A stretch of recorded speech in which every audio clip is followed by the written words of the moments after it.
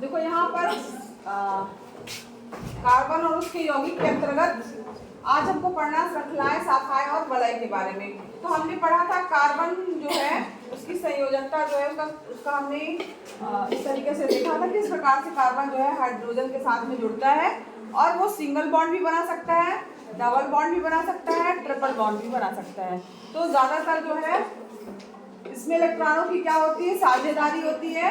Hydrogen के साथ जैसे इलेक्ट्रॉन साझेदारी कर रहा है और कार्बन भी आपस में इलेक्ट्रॉनों की साझेदारी कर रहे हैं, अपने अंतरक को पूर्ण करने के लिए साझेदारी कर रहे हैं। मतलब कौन सा आबंध बना रहे हैं, सहसंयोजक आबंध बना रहे हैं।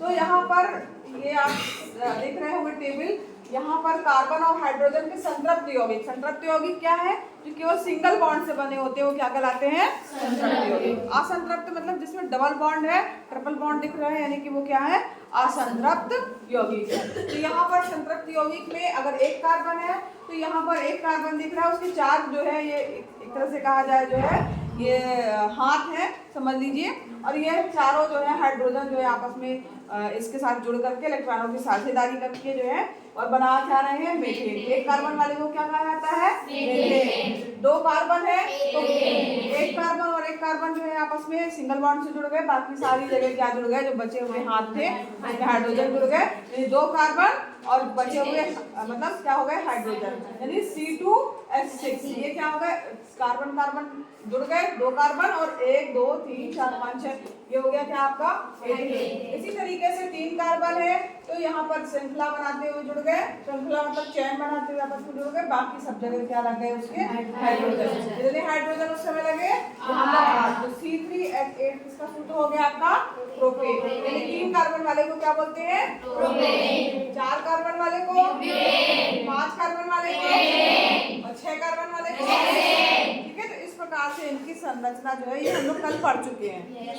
ये आज पढ़ना है कि कार्बन जो है वो अभी तो हमने जितने भी देख रहे हैं इसमें क्या हो रहा है, श्रृंखला बन रही है, यानी चैन बन रही है। मतलब कार्बन अगल बगल जो है, कौन लड़की बात कर रही भाई, आपस में जो है कार्बन किस तरीके से जुड़ेंगे, श्रृंखला के रूप में जुड़ रहे हैं, चैन के रूप में जुड़ रहे हैं, ठीक। लेकिन इसमें कार्बन में जो है श्रृंखला और चैन के अलावा जो है क्या बोला जाए, ये जो दो जुड़ रहे हैं उसमें कार्बन जो है सिंगल बॉन्ड बनाते हुए इस तरीके से भी जुड़ सकते हैं, ठीक। जिसको क्या कहा जाएगा, ये लिखा हुआ है श्रृंखला, ठीक। तो ये क्या हो गया आपकी श्रृंखला के रूप में किस तरीके से जुड़ सकते हैं, सिंगल बॉन्ड बनाते हुए इस तरीके से चैन बनाते हुए जुड़ते जाएंगे, एक कार्बन, दो कार्बन, तीन कार्बन, चार कार्बन, इस तरीके से। फिर क्या है और किस तरीके से जुड़ सकते हैं, शाखाओं के रूप में। ये आप देख रहे हैं कार्बन है, बाकी लग रहा है जैसे इसकी शाखा है, ये सब शाखाएं निकली हुई हैं। इस तरीके से भी कार्बन आपस में जुड़ सकती हैं। तीसरी चीज क्या है, वलय मतलब ज्यादा अगर कार्बन है तो वो आपस में क्लोज आकृति भी बना सकते हैं। तो यहाँ पर देखिए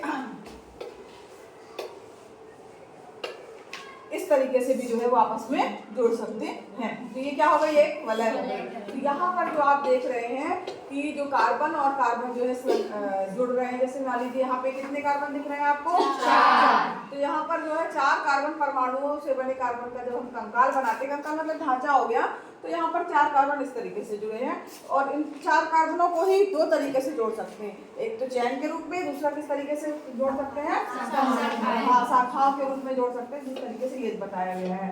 तो यहाँ पर जब आप हाइड्रोजन जोड़ेंगे इन्हीं के साथ में, ठीक है, हाइड्रोजन पूरी जगह भर दीजिए, कार्बन तो आपस में जुड़ गए, जो 4 कार्बन थे जो हमने कंकाल के ऊपर देखा उसी में हाइड्रोजन हमने जोड़ दिया। तो यहाँ पे कार्बन कितने आ रहे हैं, 1 2 3 4, C4। हाइड्रोजन सब जगह जोड़ दिया, तो इसके एक्स्ट्रा जो बची हुई हाथ थे तो सब हाइड्रोजन जोड़ने कितने हो गए, 10। तो यहाँ पर C4H10 इसका फार्मूला होगा, ठीक है। इसी तरीके से जब हम इसमें भी हमने जोड़ा, जो उसका शाखाओं वाला था उसमें भी हाइड्रोजन को जोड़ा, तो इसमें भी जो है हाइड्रोजन कितने आ रहे हैं, 10।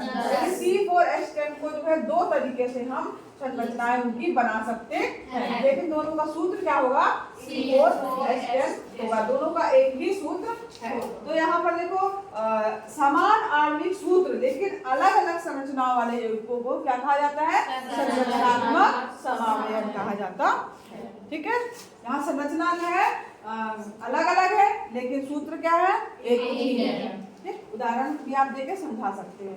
बन जाएगा। अब यहाँ पर सीधी तथा शाखाओं वाली कार्बन श्रृंखलाओं के अतिरिक्त कुछ यौगिकों में कार्बन के परमाणु जो है वो वलय मतलब रिंग की तरह जो है व्यवस्थित होते हैं। जैसे यहाँ पर अगर 6 कार्बन की बात करें हम, इसका फार्मूला है साइक्लोहेक्सेन, जिसको साइक्लोहेक्सेन कहा जाता है, और यहाँ पर इसका फार्मूला है C6H12। तो ये किस तरीके से आपस में जुड़ेंगे, उसकी संरचना है। तो 6 कार्बन है, तो ये सिंगल सिंगल बॉन्ड बनाते हुए जो है वो हेक्सा, इस आकृति को क्या कहा जाता है, हेक्सागोनल आकृति बोला जाता है ना, षटकोणीय आकृति बोलते हैं ना, 6 इसके कोने रहेंगे। तो इसको ये इसलिए इसको साइक्लोहेक्सेन का सूत्र जो है कहा जाएगा। इसमें कार्बन कार्बन जो है 6 कार्बन इस तरीके से जुड़े हुए आपस में क्लोज बना लिया है उन्होंने आकृति अपनी।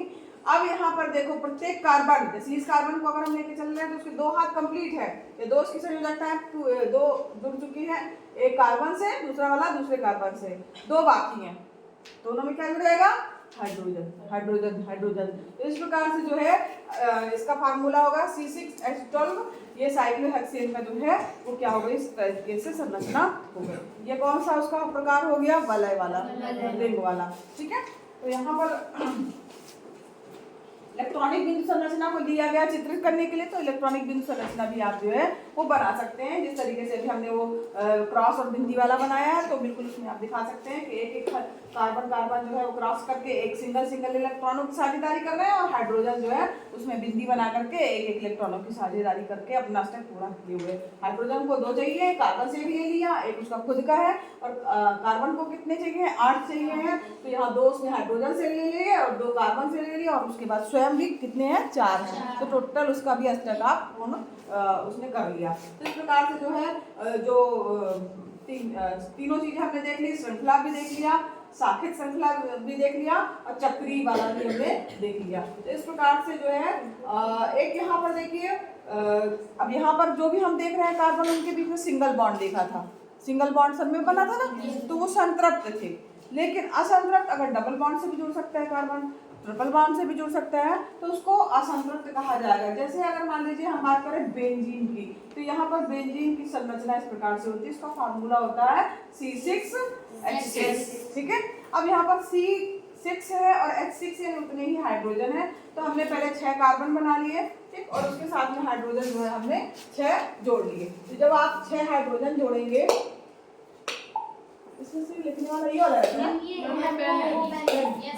देखो जैसे ये हमने 6, 1, ठीक, 2, चलो तो मेरा 3, 4, 5 और ये 6। तो यहाँ पर देखो, देख रहे हो आप, 1, 2, 3, 4, 5, 6 सिंगल सिंगल से जुड़ गए। अब कार्बन के पास कितने हाथ है, 4 हाथ होंगे ना, लेकिन यहाँ पर C के साथ में 6 तो है, और हाइड्रोजन भी कितने हैं, 6 है, ठीक है। बेंजीन का फार्मूला C6H6 होता है।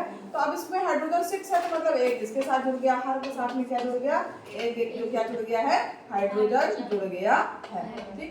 अब यहाँ पर एक एक हाइड्रोजन जुड़ने के बाद भी कार्बन की वैलेंसी पूरी नहीं हुई है, इसके पास कितने इलेक्ट्रॉनों की साझेदारी हो रही है, 1, 2, 3, ठीक है। जबकि इसको कितने चाहिए है, 4 चाहिए। अब 4 नहीं है इसमें, तो यहाँ पर जो है इसका मतलब है कार्बन और कार्बन आपस में 2 इलेक्ट्रॉनों की साझेदारी कर लेंगे, यानी डबल बॉन्ड बना लेंगे। तो इसकी संयोजक इसमें इसके 4 हो गए, 1, 2, 3, 4, ठीक। अब इस वाले में आइए, अब इसमें देखिए 1, 2, 3 है, ठीक। अब यहाँ पर जो है 4 चाहिए है, यहाँ नहीं लगा सकते क्योंकि यहाँ लगा देंगे तो आप 5 हो जाएंगे, इसके तो 4 हो जाएंगे, लेकिन इसके कितने हो जाएंगे, 5। तो यहाँ पर आप इसको किधर लगाएंगे, इधर लगाएंगे, यानी इस वाले कार्बन के साथ में डबल बॉन्ड बना करके साझेदारी करेगा। इसी तरीके से सेम यहाँ पर भी जो है इसका ये जो है डबल बॉन्ड बनेगा और इलेक्ट्रॉनों की साझेदारी होगी। तो इस प्रकार से जो है ये बेंजीन की संरचना जो है वो बन गई।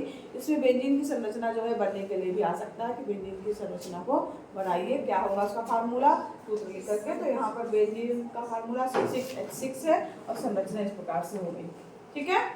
अगर इलेक्ट्रॉनिक संरचना आएगी तो भी आप बना लोगे, यानी इस तरीके से यहाँ कार्बन, यहाँ पे हाइड्रोजन में गैस की जगह पे आप क्या लगा दोगे, जैसे नहीं बनाते हो आप, ये ऐसे यहाँ पर इसका बिंदी है और हाइड्रोजन का एक कार्बन के का क्रॉस, जैसे अभी हम लोगों ने और किया, तो वैसे आप बना लोगे ना, ठीक। अगर मान लो इलेक्ट्रॉनिक संरचना आ गई इस तरीके से आप बना लोगे।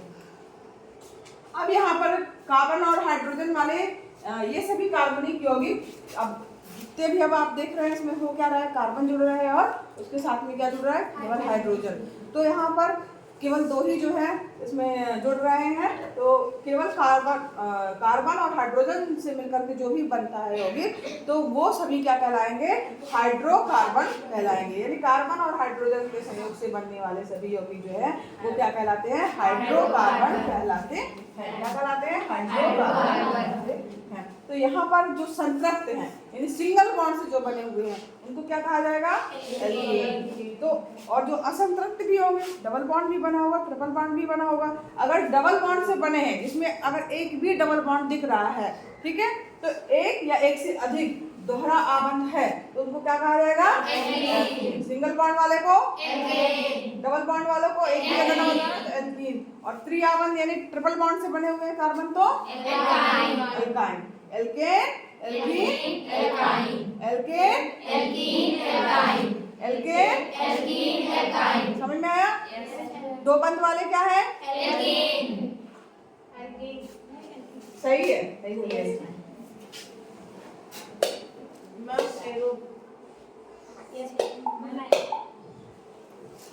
फिर यहाँ पर देखो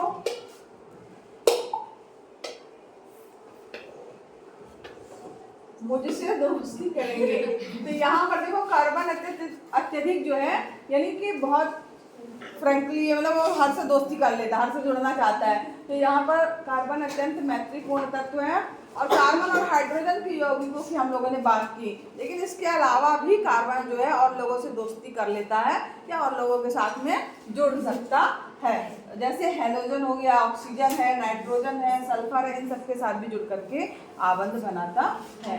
यहाँ पर देखो हाइड्रोकार्बन श्रृंखला में यह तत्व जो है, जो हमारी श्रृंखला बन रही है वो क्या है, कार्बन और हाइड्रोजन की श्रृंखला है। उसमें क्या है, केवल कार्बन है और हाइड्रोजन है। तो यानी कि उसमें से हाइड्रोजन जो है वो क्या होगा, हटेगा, तब कोई जाकर उसमें कोई दूसरा जो है तत्व जो है वो जुड़ेगा। तो यहाँ एक हाइड्रोजन जो है इस प्रकार से अगर प्रतिस्थापित हो जाए और उसके बाद कोई दूसरा अन्य तत्व जैसे ऑक्सीजन, नाइट्रोजन, सल्फर, हाइड्रोजन ये सब जो है वो जुड़ जाता है और वो कार्बन की संयोजकता को जो है वो संतुष्ट करता है या आपस में जो है साझेदारी करता है। तो ऐसे यौगिकों में हाइड्रोजन को प्रतिस्थापित करने वाले तत्वों को विषम परमाणु कहा जाता है। और विषम परमाणु जो है वो कुछ प्रकार्यात्मक समूहों में भी उपस्थित होते हैं। यहाँ पर देखो आपको प्रक्रियात्मक समूह दिख रहे हैं। प्रकार्यात्मक समूह में कौन कौन से हैं, एल्केन में जैसे क्लोरो, ब्रोमो, Cl अगर जुड़ा है तो उसको क्या पढ़ेंगे, क्लोरो। Br जुड़ा है तो ब्रोमो, अगर OH जुड़ा है तो एल्कोहल, एल्कोहल वाला समूह है, ठीक है। अगर OH जब जुड़ा हुआ है तो उसमें कौन सा समूह है, वो एल्कोहल। अगर CHO जुड़ा हुआ है, यहाँ ध्यान दीजिएगा, इसमें तो उसकी संरचना बनी हुई है ये वाला, ठीक है। अब यहाँ पर CHO अगर इस तरीके से लिखा है तो भी यही है, और अगर ऐसे लिखा है तो भी यही। और यहाँ पर अगर CO लिखा है तो भी उसका मतलब है कि वो ये वाला समूह, और यहाँ COOH लिखा हुआ है तो ये वाला समूह है। यहाँ पर क्या है, OH, ठीक है। तो यहाँ पर जो है इसको क्या बोला जाता है, एल्कोहल बोला जाता है। CHO को क्या कहा जाता है, एल्डिहाइड को कहा जाता है। CO को क्या कहा जाता है, कीटोन कहा जाता है। और COOH को कार्बोक्सिलिक अम्ल कहा जाता है। चारों आपको अच्छे से याद होने चाहिए। किसी भी फार्मूले में अगर आप देखेंगे CHO जुड़ा है कि CO जुड़ा है कि COOH जुड़ा है कि OH जुड़ा है, उस आधार पर जो है उसका नाम जो है होगा, उसमें ये जो है जुड़ेगा लास्ट में, एल्डिहाइड, कीटोन, कार्बोक्सिलिक अम्ल और एल्कोहल जुड़ेगा, ठीक है। अब यहाँ पर इसकी संरचना भी देखो दी गई है। ऑक्सीजन और हाइड्रोजन अगर है तो देखो यहाँ एक लाइन निकली हुई है, मतलब ये ऑक्सीजन की वैलेंसी कितनी होती है, 2, तो उसके मतलब उसको 2 इलेक्ट्रॉन चाहिए, तो उसके पास एक हाथ तो इससे कंप्लीट होगा और दूसरा वाला इसके साथ में क्या जुड़ जाएगा, ठीक। अब कार्बन में आपको पता है कितनी होती है, 4, ठीक है। CHO यानी यहाँ पर एक, तो यहाँ इसका मतलब श्रृंखला में कोई चीज और होगी जुड़ेगी, तो यहाँ पर जो है कार्बन जुड़ेगा और आगे एक हाइड्रोजन जुड़ेगा। ऑक्सीजन के लिए इसकी वैलेंसी 2 है, तो यहाँ पर हमेशा 2 जो है डबल बॉन्ड बनेगा। इस प्रकार से इसकी संरचना होगी। अब कार्बन के 4 हाथ कंप्लीट हो गए, 1 2 3 4। इसी तरीके से कीटोन की अगर हम बात कर रहे हैं तो कीटोन में खाली O है, तो O तो डबल बॉन्ड से जुड़ता है, उससे ज्यादा तो बंध नहीं बन सकते, तो अभी भी इसके पास 3 है। इसका मतलब है ये कार्बन जो रहेगा उसके इस तरफ और इस तरफ भी कुछ ना कुछ जुड़ेगा, ठीक है।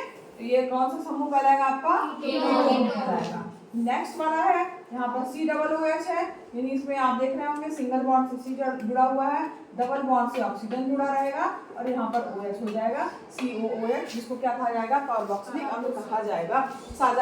इसके बाद सजातीय श्रेणी। अब यहाँ पर अगर मान लीजिए एक मिनट ये चेक करना है,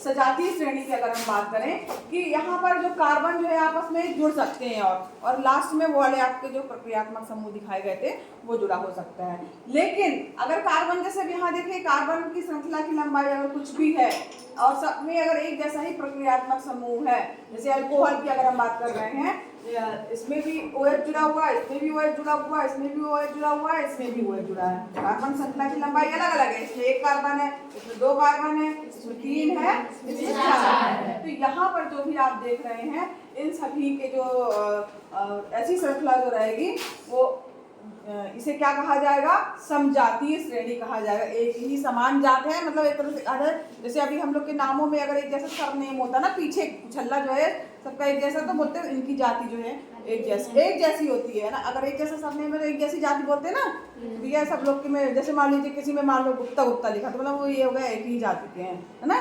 तो इस तरह सिंह लिखा तो वो एक ही जाति के हैं। तो उसी तरीके से इसमें सब में अगर OH जुड़ा हुआ है तो उसका मतलब क्या हुआ कि वो सभी एक ही जाति के हैं, समजातीय श्रेणी के कहलाएंगे, ठीक है। और यहाँ पर इसकी खासियत क्या होगी कि इनके जो है रासायनिक गुण भी जो है वो लगभग जो है वो समान होंगे, रासायनिक गुणों में भी इनमें समानता होगी, रासायनिक गुण जो होंगे अत्यधिक इनमें समान होंगे और एक ही प्रकार का प्रक्रियात्मक समूह जो है वो यहाँ पर जो है सब में जुड़ा हुआ है और इसे इसमें हाइड्रोजन विस्थापित होकर के सब में क्या लग रहा है, एक ही जैसा प्रक्रियात्मक समूह लग रहा है, इसे समजातीय श्रेणी कहा जाएगा, ठीक है। तो यहाँ पर जो भी आप देख रहे होंगे इसमें केवल कार्बन का अंतर है और हाइड्रोजन का अंतर है। अब यहाँ पर कुछ और फार्मूले दिए गए जैसे CH4 C2H6 C3H8, जैसे अगर इसमें देखा जाए तो इसमें केवल CH2 इकाई का ही अंतर आ रहा है, यानी CH2 यानी इसमें एक कार्बन और 2 हाइड्रोजन बढ़ा दिए गए तो ये बन गया। फिर जो प्राप्त हुआ उसमें एक कार्बन और 2 हाइड्रोजन बढ़ा दिए गए तो यहाँ C3H8 प्राप्त होगा। तो इस प्रकार से जो है इसका ही केवल अंतर है। तो यहाँ पर प्रोपेन और ब्यूटेन की अगर हम बात करें तो इसमें भी क्या हो रहा है, CH4 मतलब ये 3 है, इसमें 4 कार्बन हो गया, इसमें 8 है तो यहाँ पर 2, यानी CH2 का ही अंतर आ रहा है। तो यहाँ पर जो आप देख रहे होंगे इन सभी में क्या एक तरीके से कहा जाए फार्मूला टाइप का लग रहा है, जिसको हम एक सामान्य सूत्र के रूप में अगर लिखना चाहें तो यहाँ पर फार्मूले को हम एक सामान्य सूत्र के रूप में लिखना चाहें तो CnH2n के रूप में लिख सकते हैं। यानी यहाँ कार्बन 3 है, एक मिनट सॉरी नहीं, जैसे ये इन सब में एक प्रकार की समानता दिखाई दे रही है। इसी प्रकार से इसमें यहाँ पर CnH2n + 2 है, मतलब CnH2n जो दिख रहा है इन सभी में इस प्रकार का एक तरह से कहा जाए फार्मूला बन करके आ रहा है, ठीक है, इस प्रकार से। अब यहाँ पर जैसे मान लीजिए यहाँ पर हम 3 रख रहे हैं तो यहाँ पर फार्मूला क्या रहेगा, C3 और H के बाद क्या हो जाएगा, 3 दूनी 6 धन 2 8, यानी ये आ गया प्रोपेन, ठीक है। 4 रख देंगे तो ब्यूटेन बन जाएगा, समझ में आ रहा है। तो इनको क्या कहा जाता है, एल्केन। क्या कहा जाता है, एल्केन, ठीक। एल्केन श्रेणी के आएंगे, यहाँ इसको प्रोपेन, ब्यूटेन, एन, समझ में आ रहा है। अब यहाँ पर इसी तरीके से अगर हम कुछ और फार्मूलों को देखें जैसे C3H6 है, C4H8 है, C5H10 है, तो इसमें भी जो है आप देखेंगे कि अंतर तो CH2 का आ रहा है मगर इसका जो सूत्र बनेगा तो क्या बन जाएगा, CnH2n, क्योंकि यहाँ पर देखो दुगना है हाइड्रोजन केवल बस, तो यहाँ पर n = 1 रखेंगे, 2 रखेंगे, 2 से स्टार्ट होगा, 2 रखेंगे तो यहाँ पर C2H4, 3 रखेंगे C3H6, C4H8, C5H10। तो यहाँ पर जो है ये जो बन के आ रहा है ये जो है एल्कीन का जो है सामान्य सूत्र हो जाएगा, एल्कीन का। इसको क्या बोला जाता है, एल्कीन।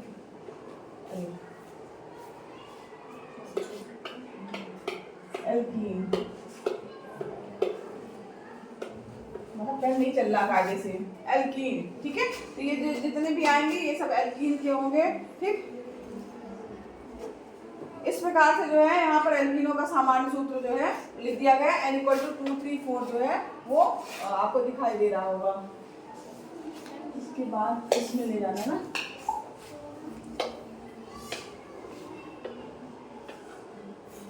अब यहाँ पर लिखा है कि किसी समजातीय श्रेणी में अगर रासायनिक गुण तो लगभग समान होते हैं, लेकिन अगर आणविक द्रव्यमान बढ़ता है तो भौतिक गुणों में भी क्रमबद्धता दिखाई देती है, क्योंकि आणविक द्रव्यमान के बढ़ने के साथ साथ जो है उनके गलनांक और क्वथनांक में भी वृद्धि होती है। किसी विशेष विलायक में विलेयता जैसे भौतिक गुण भी इसी प्रकार की क्रमबद्धता को दर्शाते हैं। लेकिन जो है अगर प्रक्रियात्मक समूह एक जैसा है तो रासायनिक गुण जो रहेंगे वो सबके लगभग एक जैसे होंगे। ठीक है, इसके आगे जो है कल हम पढ़ेंगे, इम्पोर्टेंट है ये कार्बन यौगिकों के नामकरण की पद्धति, वो ये इम्पोर्टेंट है, ध्यान से समझिएगा। ठीक।